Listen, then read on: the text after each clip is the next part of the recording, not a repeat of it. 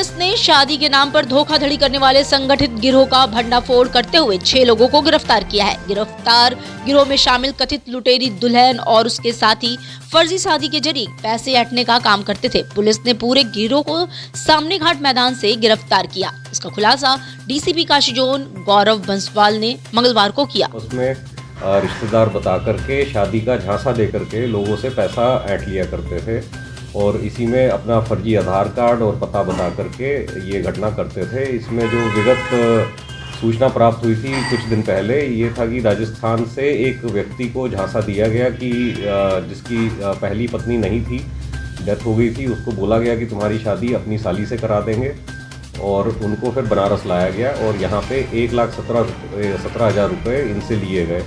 और उसके बाद शादी करने के बाद जो दुल्हन थी उसने बहाना बनाया कि पेट में दर्द हो रहा है और उसके बाद गायब हो गई वो स्टेशन से। उसी के बाद इनको शक हुआ कि इनके साथ धोखा हुआ है और इन्होंने पुलिस को सूचना दी। पुलिस ने तत्काल टीम गठित करके दबिश देके गिरफ्तारियां करी हैं और उससे ये खुलासा हुआ है और ऐसी ये एक घटना और कर चुके हैं जो ये गिरोह बता रहा है। सर कुल कितना पैसा लिया था? 1,17,000 रुपये। कितनी रिकवरी हुई है? और इन्होंने 90,000 रुपये ऑनलाइन ट्रांजैक्शन किए थे और जो मुख्य आरोपी थे इसमें, जिनके कहने पे ये लोग राजस्थान से आए थे, वो भी जयपुर के रहने वाले हैं। उन्होंने अपने खाते से दूसरों के खातों में इसको ट्रांसफ़र कर दिया था और अभी रिकवरी की जा रही है ऑनलाइन माध्यम से। सर क्या इनके नेक्सस के कुछ लोग बनारस से भी जुड़े हुए हैं? क्या उनकी भी खोजबीन जारी है? इनमें 2 महिलाएं जो हैं वो बनारस की रहने वाली हैं, एक बिहार की रहने वाली। गायघाट स्थित एक मकान में पुजारी ने पूजा पाठ के दौरान अपना गला रेत लिया। वो पूजा के दौरान जोर जोर से चिल्लाने लगा। इसके बाद अपनी गर्दन पर चाकू फिरा दिया जिससे गर्दन कट गई। परिजन आनंद फानन में उसे लेकर अस्पताल पहुंचे, जहां चिकित्सकों ने उसे मृत घोषित कर दिया। जब तक पुलिस मौके पर पहुंचती तब तक परिजन शव लेकर भाग गए। पुलिस उन लोगों की तलाश कर रही है। लालपुर पांडेपुर थाना क्षेत्र के बेलवा बाबा लम्ही स्थित निष्ठा लॉन में आयोजित एक शादी समारोह के दौरान संदिग्ध व्यक्ति ने लाखों रुपए के गहनों से भरा बैग चुराकर परिजनों को हैरान कर दिया। ये घटना तब हुई जब शादी की रस्मों के दौरान बैग की आवश्यकता पड़ी, लेकिन बैग गायब मिला। इस घटना में सीसीटीवी फुटेज के आधार पर पुलिस मामले की जांच कर रही है। यूपी कॉलेज को यूनिवर्सिटी ग्रांट्स कमीशन से पीएचडी की मान्यता मिल गई है। इस कदम के साथ ही कॉलेज में नियमित रूप से शोध और अनुसंधान गतिविधियों की शुरुआत होगी। इसी शैक्षणिक सत्र से पीएचडी में प्रवेश की प्रक्रिया शुरू होगी। महात्मा गांधी काशी विद्यापीठ ने सोमवार को अधिसूचना जारी कर इस मान्यता की जानकारी दी।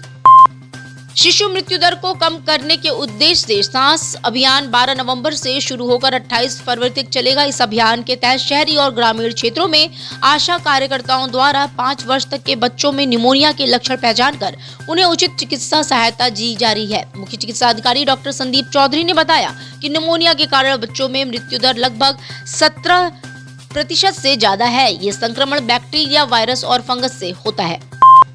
श्री वल्लभ विद्यापीठ बालिका इंटर कॉलेज में बुधवार को काशी शासन सांस्कृतिक प्रतियोगिता के अंतर्गत नुक्कड़ नाटक की 5 दिवसीय जोन स्तरीय प्रतियोगिता का समापन किया गया। कार्यक्रम के मुख्य अतिथि उत्तर प्रदेश के आयुष एवं खाद्य सुरक्षा एवं औषधि प्रशासन राज्य मंत्री डॉक्टर दयाशंकर मिश्र दयालु रहे। कार्यक्रम का शुभारंभ हरिश्चंद्र पीजी कॉलेज के नुक्कड़ नाटक मोमबत्तियां जलाने से बेटियां जिंदा नहीं होती से किया गया। नगर आयुक्त अक्षित वर्मा के निर्देश पर सभी जोनों में गृह कर वसूली हेतु कैंप लगाए जा रहे हैं। दिए गए निर्देश के क्रम में मंगलवार को लहरतारा, चेतगंज, आदमपुरा, बटलोहिया, बजरडीहा तथा रुद्र अपार्टमेंट में गृह कर जमा करने हेतु वाराणसी नगर निगम द्वारा कैंप लगाया गया। विभिन्न जगहों पर लगाए कैंप में कुल 2 लाख रुपए हाउस टैक्स की वसूली की गई। भारतीय जनता पार्टी के संगठन पर्व 2024 के तहत चल रहे संगठनात्मक चुनाव में बूथ अध्यक्षों के चुनाव की प्रक्रिया पूरी हो चुकी है। आगामी 12 व 13 दिसंबर को इस बूथ अध्यक्षों के भौतिक सत्यापन होगा। इसके साथ ही उसको मुख्यमंत्री योगी आदित्यनाथ एवं भाजपा प्रदेश अध्यक्ष भूपेंद्र सिंह चौधरी द्वारा प्रेषित अभिनंदन पत्र देकर उन्हें सम्मानित किया जाएगा। दिल्ली में हुई बारिश और पछुआ हवाओं के प्रभाव से वाराणसी में ठंड ने दस्तक दे दी है। रात में कोहरे और गलन की वजह से ठंड का असर बढ़ रहा है। हालांकि दिन में तेज धूप की वजह से ठंड कुछ कम महसूस होती है, लेकिन इस बढ़ती ठंड में गरीब और मजदूर वर्ग को राहत देने के लिए की गई व्यवस्थाएं जमीनी स्तर पर नाकाफी साबित हो रही है। हमारे प्रधानमंत्री जी का संसदीय क्षेत्र है। यहाँ पर मोदी जी और योगी जी लगातार यहाँ दौरा बना रहता है और आज के आप 10 साल पहले जाए तो देखे कि अब तक अलाव की व्यवस्था हो जाती थी। और एक चीज आप जान जाइए कि जो भी शहर बसता है उसकी नींव मजदूर होते हैं। और आज रात में आप कभी आ जाइए 12-1 बजे, हम लोग मिट्टी लेके रात में आए थे रात को 8-9 बजे मजदूर ठिठुर रहे हैं, कहीं कोई अलाव की व्यवस्था नहीं है, कहीं कोई कंबल वितरण नहीं है। कुछ सामाजिक संगठन है जो कंबल वितरण कर रहे हैं कि थोड़ा सा मजदूर राहत महसूस कर रहे हैं, यही समस्या है। रंग बसेरा क्या समस्या है?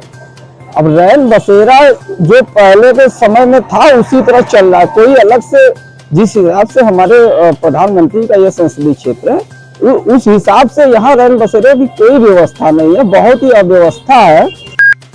सुप्रीम कोर्ट के आदेश के क्रम में कमिश्नरेट पुलिस लाउडस्पीकर और डीजे की जांच के लिए अभियान चला रही है। इस दौरान मंदिर, मस्जिद व अन्य स्थानों पर मानक के विपरीत बज रहे लाउडस्पीकर को हटवाने के साथ ही सीज किया जा रहा है। डीसीपी काशी जोन गौरव बंसवाल ने बताया कि उच्चतम न्यायालय की गाइडलाइन के विपरीत पाए जाने वाले लाउडस्पीकर पर कार्रवाई की जा रही है। पुलिस ने अभियान के तहत अब तक कुल 225 अनधिकृत लाउडस्पीकर और 50 डीजे जब्त किए हैं। टाइम फिक्स किया गया था कि 10 बजे के बाद कोई भी लाउडस्पीकर नहीं चलेंगे और यदि चलते हैं तो संबंधित के ऊपर कार्रवाई करते हुए इनको सीज किया जाएगा। और जितने भी धार्मिक प्रतिष्ठान हैं इन पे भी एक मानक के रूप से जो लाउडस्पीकर की संख्या तय हुई है उनसे अगर ज्यादा कहीं पे लगे हैं तो उनको पुलिस द्वारा उतरवाया जा रहा है।